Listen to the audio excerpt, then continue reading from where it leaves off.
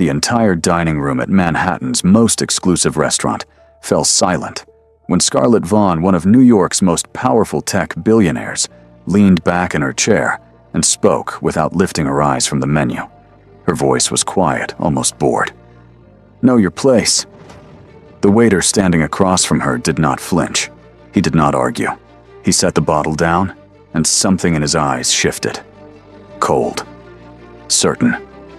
Within minutes, the man she had just humiliated would strip her reputation bare in front of every guest in the room. Who was he? The restaurant occupied the 32nd floor of a glass tower on Park Avenue. There was no sign at street level, no listing online, no phone number that appeared in any directory. Guests arrived through a private elevator, and the waiting list ran 6 months long. On any given night, half the men in the dining room could buy the building outright, and the other half already owned something more expensive. Elliot Grayson had worked the floor for 2 years. He moved between tables without sound-refilled water before anyone noticed it was low, and pronounced the name of every vintage correctly the first time he said it.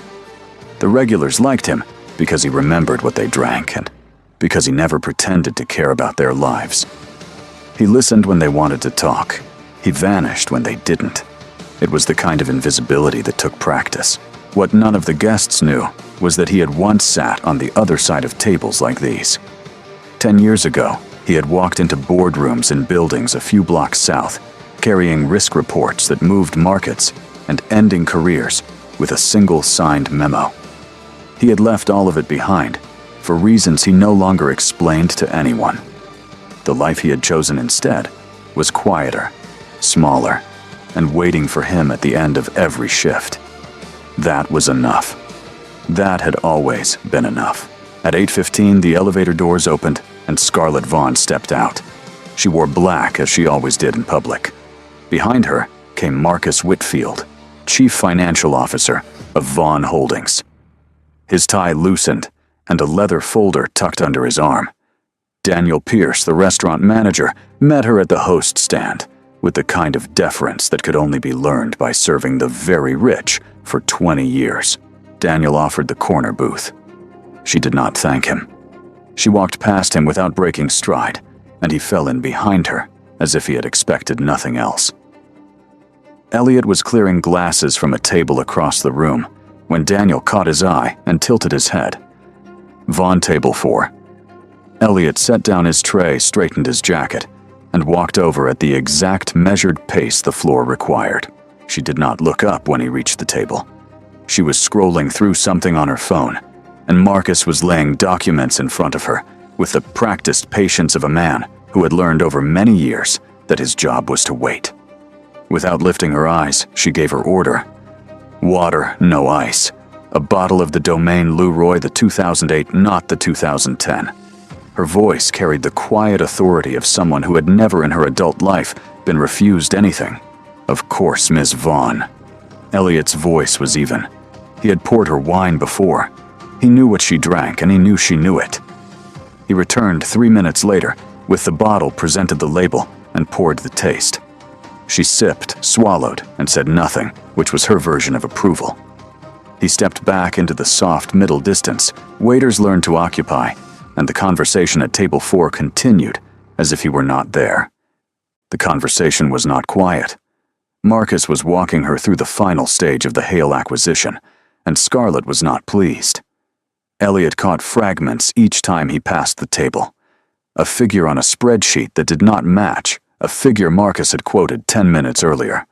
A name repeated twice, a concern raised and dismissed. He did not slow down, and he did not listen on purpose. But he heard what he heard, and something in the numbers did not sit right. He kept walking. He was refilling the water at 9 o'clock when Scarlett turned her attention to him for the first time that evening. "Are you listening to our conversation?" Her tone was not a question. It was a trap, laid down carefully, and without warning. He set the pitcher down and answered that he was not. She asked why he was still standing at the table. He stepped back. Marcus did not look up from his folder. The couple at the next booth found their menus very interesting. The second bottle came 10 minutes later. Scarlett had ordered a Pauillac, a specific vintage, that the restaurant stocked in exactly 3 bottles. Elliot knew because he had inventoried them himself that morning. He brought the bottle to the table, uncorked it in front of her, and poured the taste with the same steady hand he brought to everything. She lifted the glass, held it to the light, and set it down again without drinking. "This is corked." The word landed on the table like a dropped plate. A corked bottle at that price point was not a casual accusation. It meant the wine was spoiled, the sommelier had missed it, and the restaurant had just served a ruined $4,000 bottle to one of its most important clients. Daniel was already moving across the room, drawn by instinct, long before he could have heard what she said. Elliot lifted the glass himself. He smelled it slowly, the way he had been taught a very long time ago. The wine was not corked. It was, in fact, exactly what it should have been. He knew the producer. He knew the year.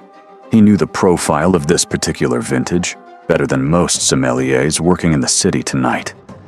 He set the glass back down and met her eyes for the first time since she had walked in. "With respect, Ms. Vaughn, the wine is clean. I'd be happy to bring Daniel over to confirm." His voice did not rise. It did not apologize. It simply stated a fact and waited to see what she would do with it. Scarlett leaned back against the leather booth, and Marcus for the first time looked up from his folder. The dining room began to notice.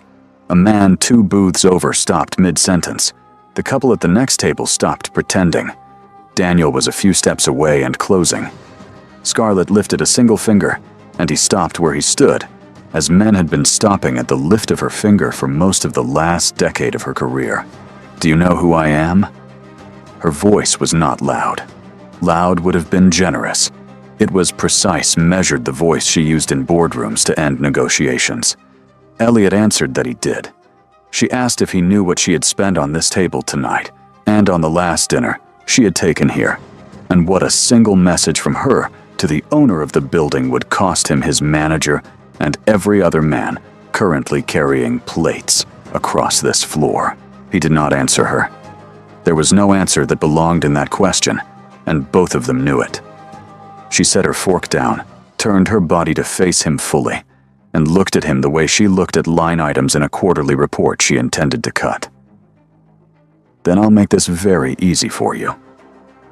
The moment that followed was not long, but the room held inside it. "Know your place." The bottle was still in his hand. He set it down on the table with a care that was almost gentle, and something behind his face, something that had been quiet for 10 years, opened up and looked at her directly. He had heard every word of the Hale acquisition. He knew what was wrong with it. And Scarlett Vaughn, for the first time in her adult life, was about to discover that the man she had just dismissed was the only person in the room who could still save her from the mistake she was 2 signatures away from making. She did not know that yet. She was about to. Elliot kept his hands where they were. The bottle rested on the linen between them like a neutral third party. The room had gone quiet enough that he could hear the brass clock behind the bar.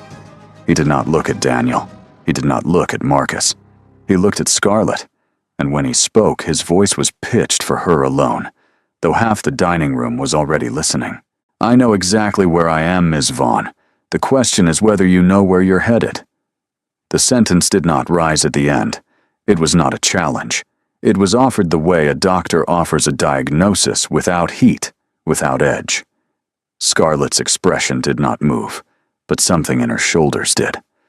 Marcus, who had spent 15 years reading her body in rooms like this, noticed it before she did. She set her glass down. "Excuse me." The word was not an apology. It was a warning shaped like one. Daniel had covered the last 2 steps to the table, and she lifted her hand again, and he stopped again, caught between 2 sources of authority, in a room where he had always known exactly whom to serve. Elliot acknowledged neither of them. "The Hale acquisition," he said. "I'd reconsider the closing timeline.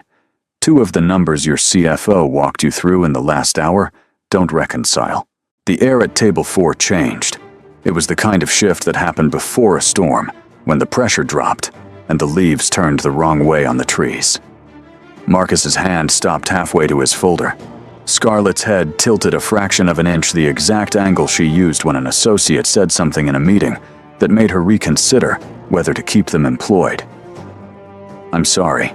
You're standing at my table listening to a private conversation and now offering financial advice. I'm standing at your table because you asked me to pour your wine," Elliot said. "The conversation wasn't private. You were having it in an open dining room loudly enough for 6 tables to hear. And I'm not offering advice. I'm telling you that the trailing 12-month EBITDA Marcus quoted at 845 does not match the working capital assumption he showed you at 910. If both numbers are correct, Hale has been converting receivables faster than the industry baseline by about 11%. That is not impossible. It is unusual. And it is the exact pattern you see when someone is pulling revenue forward to hit a valuation target." Marcus did not move. It was the stillness of a man who had just heard a door close somewhere in the building and was trying to locate it by sound, alone. Scarlett watched him for 2 full seconds before she turned her attention back to Elliot. And what was in her face now was not contempt. It was something far more dangerous to him. She was reading him the way she read balance sheets. She was pricing him. "And who exactly," she said, "are you?" "I'm the person refilling your water." He said it without irony. Which is the only fact that should matter in this conversation. Either the numbers reconcile or they don't. The identity of the man pointing that out shouldn't change the arithmetic. He let the silence sit between them for the space of a held breath. "Marcus, the deck in your folder. Page 7, the working capital schedule. Read me the day's sales outstanding for the last 4 quarters. Marcus looked at Scarlett. Scarlett did not look back. She was still watching Elliot, and the watching had sharpened into something closer to calculation. Marcus opened the folder. He found page 7. His eyes moved across the page once quickly, and then again slowly. And the second pass was the one that told Elliot everything he needed to know. Marcus did not read the numbers aloud. He closed the folder halfway, as if closing it fully would be an admission, and kept his hand flat on top of it. "Scarlett." Marcus's voice had lost something. It was not loud enough for the next table to hear, but it was loud enough for her. "I want to call Bennett before you sign anything tomorrow." Bennett was the name of the outside advisor leading the due diligence. He had been hired to find exactly the kind of discrepancy Elliot had just named, and had not, which meant one of 2 things, and Scarlett knew both of them before Marcus finished saying the name. She did not react to it. She reacted to Elliot instead because Elliot was the one standing in front of her, and because years of habit had taught her that the fastest way to regain control of a room was to find the person in it with the least power and remind them very publicly of how much less of it they had than she did. "You've read one deck over my shoulder," she said, "and you're telling a room full of strangers you've identified a flaw that my entire deal team missed. Do you understand how ridiculous you sound? Do you understand what a single call from me does to a career like yours?" Her voice had risen not much, but enough. The couple at the next booth had stopped pretending to eat. A man 2 tables over had turned his chair a quarter turn so that he could see without appearing to. Daniel was still standing where he had stopped frozen, and the look on his face said that he had worked this floor long enough to know that whatever was happening now was not going to be contained by anything he could say. Elliot waited for her to finish. When she did, he set his hand on the back of the empty chair across from her, not to sit, just to steady himself, in the way a man steadies himself before saying a thing he cannot take back. "Ms. Vaughn, I'm not asking you to trust me. I'm asking you to trust the numbers. Have Marcus pull the receivables aging report. Cross-reference the top 5 customer accounts against the ones Hale flagged as strategic in their last board deck. If 3 or more of them show balances that rolled from 30 days to current inside the quarter-end window, you are not buying a growth company. You are buying a laundered set of books, and the person who was supposed to flag that for you was paid $800,000 over 4 months to do it, and did not. The number landed on the table harder than anything else he had said. It was specific. It was accurate to the dollar. It was the kind of number that a man refilling water glasses could not under any reasonable circumstance know. Marcus's head came up slowly. Scarlett did not move, but the watching had gone still. And still was worse than sharp, because still meant she was no longer assessing him as a waiter. She was assessing him as a problem, how she said. And the word did not finish the sentence, because the sentence had too many possible endings, and all of them frightened her. "It's in the last filing," Elliot said. "Bennett's firm is listed as a vendor. His engagement terms are in the footnotes. The number rounds. You can find it on any Bloomberg terminal in this city before dessert. That isn't the part that should worry you." He let the next sentence come quietly. "The part that should worry you is that he found exactly what I just told you about 3 weeks ago, and didn't put it in the report." Marcus opened the folder again. His hands were not steady. He was flipping past page 7 now toward the back, toward the vendor schedule, toward the section of the deck that nobody at the table had opened in the last hour, because nobody at the table had expected to. Scarlett watched him do it, and she did not stop him. And the fact that she did not stop him was the first sign visible to everyone now watching from the surrounding tables, that the woman who had walked into this restaurant at 8:15, in complete command of her evening, was no longer in command of anything at all. She looked up at Elliot. Her voice, when it came, was smaller than it had been an hour ago. Not soft, smaller. "Who told you?" He met her eyes. "Nobody told me. You did. You've been sitting here telling me for the last 40 minutes. I was just the only person in the room who understood what you were saying." Scarlett did not answer him. Marcus was still flipping pages, and when he found the one he had been looking for, his breath changed. It was a small thing, visible only to someone who had spent years reading him in rooms where breath was the only tell anyone was allowed to show. Scarlett was one of those people. She reached across the table without looking up and held out her hand. Marcus placed the folder into it, open to the page, and she turned it toward herself with the careful motion of a surgeon lifting a dressing to look at a wound she already knew was worse than she had been told. She read for a long time. The restaurant held around her. Daniel had not moved from the spot where her raised finger had left him. The man 2 tables over had abandoned all pretense of minding his own business. Someone across the room was filming on a phone, angled below the tablecloth, which Scarlett would find out about by tomorrow morning when the clip began moving through the private messaging chains of the investment banks downtown.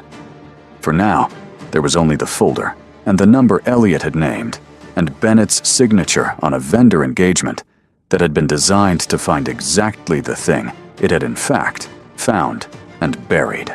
She closed the folder. She set it flat on the table. "Marcus." Her voice was steady, but the steadiness was doing different work than it had been doing an hour ago. "Pull up Hale's last 10K on your phone, the vendor schedule. I want to see Bennett's engagement number myself." Marcus did not speak. He pulled the filing up without a word, thumbed down through 20 pages of boilerplate to the schedule that only lawyers and short sellers ever read carefully, and turned the screen toward her. The number was there. It was rounded to the nearest 10,000. It was confirmable on any Bloomberg terminal in any office in Manhattan in less time than it would take the kitchen to plate the entree that was no longer coming. Scarlett looked at the phone for a count of 4, and then she set it face down on the linen, and the small click of the case against the tabletop was the loudest sound in the dining room. Her eyes drifted past both men at the table and settled on the wall behind the bar, at a point somewhere between the rows of amber bottles and the brass sconce above them, with the specific expression of a person recalculating an entire month of meetings inside the space of a single breath. Bennett had been in her conference room 5 times in the past month. She had signed 2 amendments to his engagement letter with her own hand. The closing was scheduled for 10 o'clock the next morning. There was a boardroom on the 45th floor, 3 blocks south, in which the documents were already stacked in order for signature. When she spoke again, her voice had lost its edge, not softened, narrowed. It was the voice she used when a problem had become a real problem, and there was no longer any point in pretending otherwise. "You're not a waiter." It was not an accusation. It was a line of arithmetic arriving at its conclusion. Elliot did not answer her because no answer was required. She did not repeat the statement. She asked the next one instead. "I want to know who you are, right now." Before this conversation continues another sentence, he did not make her wait for it. He had decided somewhere between the corked wine and the vendor schedule that if this moment was going to come, it would come cleanly, without theatrics, without any of the small theatrical turns a lesser man might have taken with it. He rested his palm flat against the edge of the table, grounding himself for what he had not said aloud in a decade. "My name is Elliot Grayson. 10 years ago, I ran the Special Situations Desk at Sterling Cross. We were the firm Vaughn Holdings engaged to vet the Ridgeline transaction in 2015. I wrote the risk report on that deal. You carried it into a boardroom that had already decided to kill the transaction, and you used it to change their minds, and the deal closed, and it made the firm you were running at the time a significant amount of money. I left the industry about 18 months after that. The reasons belong to me. I pour wine now. I'm good at it. I would appreciate very much if the remainder of this conversation did not need to include any part of this that it doesn't have to."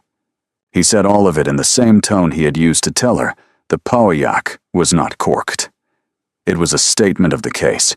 It was not a demand on her attention, and it was not a request for her recognition, and both of those absences were the thing that landed hardest in the room.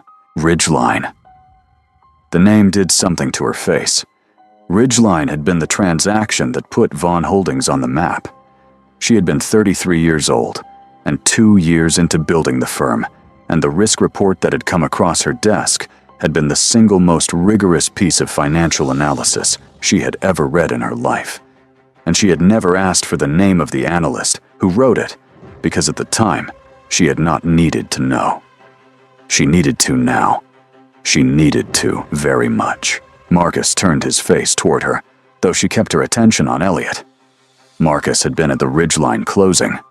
Marcus remembered the report.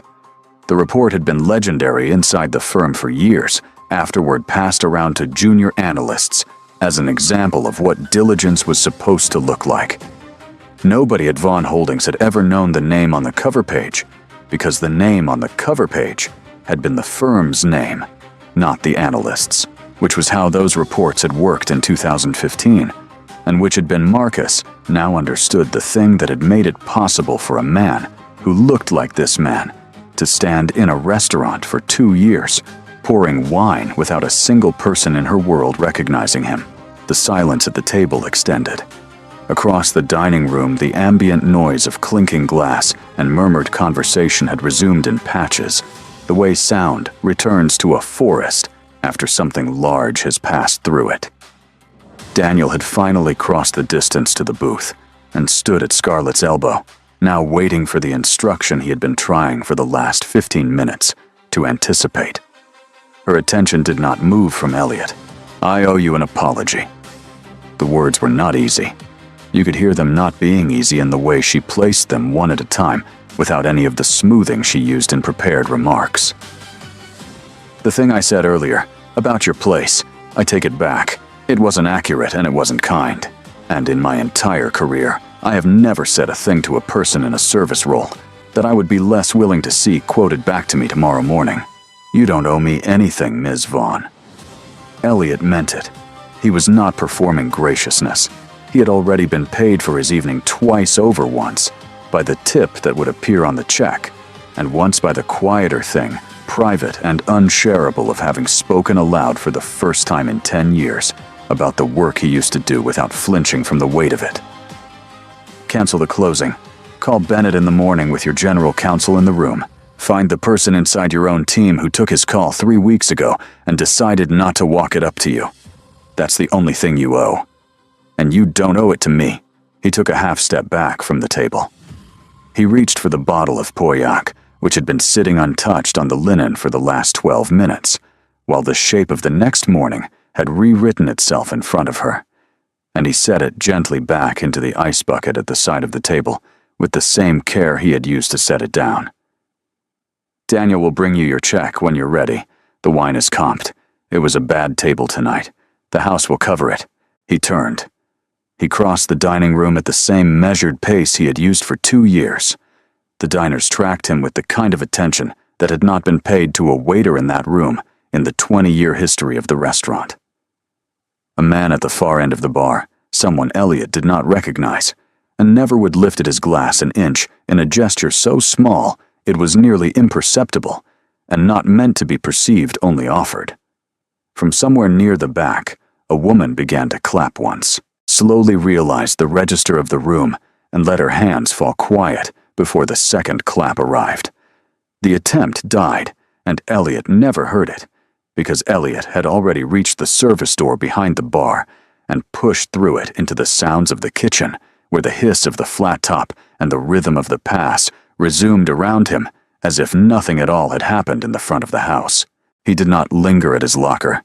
He exchanged nods with the line cook, who worked saucier on Tuesdays and Thursdays, the one who always had a word for him on the way out. He took off his apron. He folded it once along the crease he had pressed into it that morning, and he put it into his bag. In the alley behind the building, he leaned against the cold brick for the span of 2 breaths, and he let the night air do the work that the dining room had not allowed him to do, which was the work of remembering that he was a man whose shift had ended and who had somewhere else to be. He did not think about Scarlett Vaughn. He thought about what he still needed to pick up on the walk home, and about the conversation that would already be waiting for him when he got there, and about how the last 10 years of his life had been the first 10 years in which his life had made any real sense to him. The rest of it, the restaurant, the boardroom he had not sat in since 2017, the woman at table 4, the money he had once made, and didn't any longer. All of it belonged to a version of him that had not lost anything yet by holding on to it too tightly. He had learned the price. He was not paying it again. Inside at table 4, Scarlett sat across from Marcus and said nothing for a long time. Marcus did not push her. He had worked for her long enough to know that the only thing she did when she was quiet was think, and that the only thing she thought about when she was this quiet was the thing she had just learned. When she finally spoke, her voice was pitched low enough that only he could hear it. "Call the general counsel, tonight. Wake him if you have to. I want the closing pulled before the market opens." Marcus nodded. His hand was already moving toward his phone. She kept going before he lifted it. "And Bennett, I want every deal his firm has touched for us in the last 3 years reviewed. By Friday. Everything. Every signature, every engagement letter, every invoice. If there are other ones like this, I want to know about it before Monday." Marcus made the call. Scarlett turned her gaze instead toward the service door, through which Elliot had walked a few minutes earlier, as if the door still held some part of the conversation she had not finished with him. The door did not open again. It was not going to.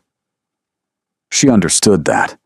She had spent the last 20 years of her professional life learning to read what was in a room and what was not, and she had walked into this one at 8:15 tonight, believing that the most important person in her evening would be the man sitting across from her, and she had been right, and she had been wrong about which man.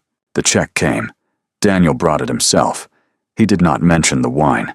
He did not mention anything.